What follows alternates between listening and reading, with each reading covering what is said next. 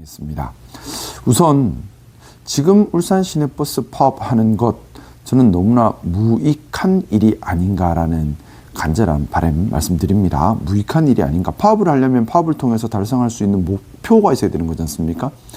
근데 이미 우리 울산시 정부에서 이야기한 것처럼 시에서 회사 지원을, 버스 회사 지원을 위해 할 수 있는 모든 지원 100% 다 오픈을 했고 다 공개했습니다. 달리 말하면 시내버스에서 파업을 한다고 해서 시 정부가 더 이상 지원할 수 있는 여지가 전혀 없습니다. 싹 다 지원을 다 하기로 했거든요. 법적으로 할 수 있는 것을.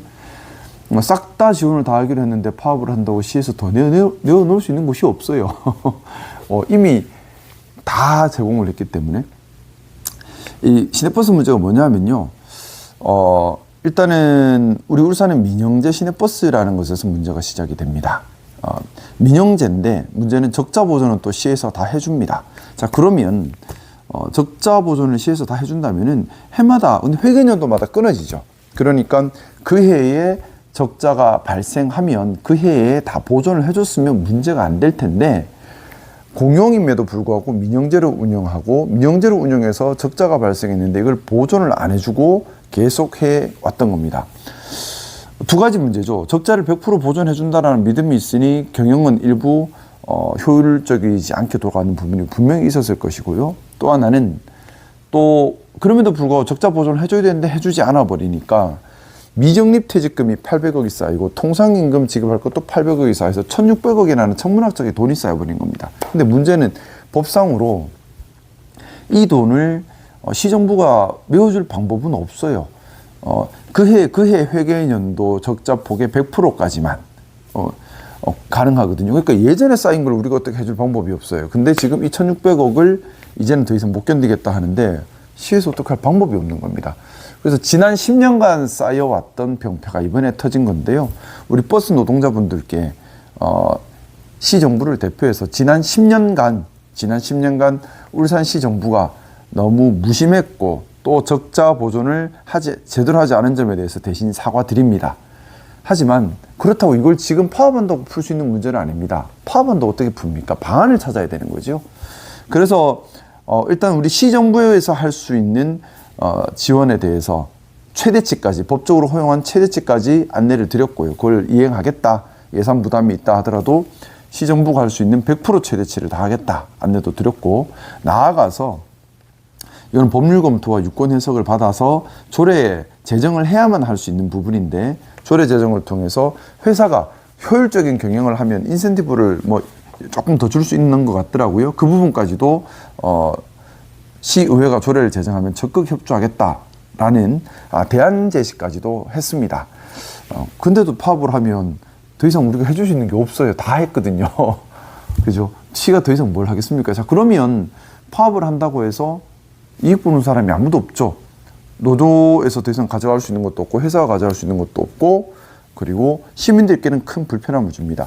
근데 이 민영제가 저는 본질적으로 좀 많이 이상해요. 뭐냐면 운송원가를 보전해준다는 개념인데, 민영회사에. 근데 이 운송원가 보전에, 운송원가에 시내버스 회사의 이익도 들어가 있습니다.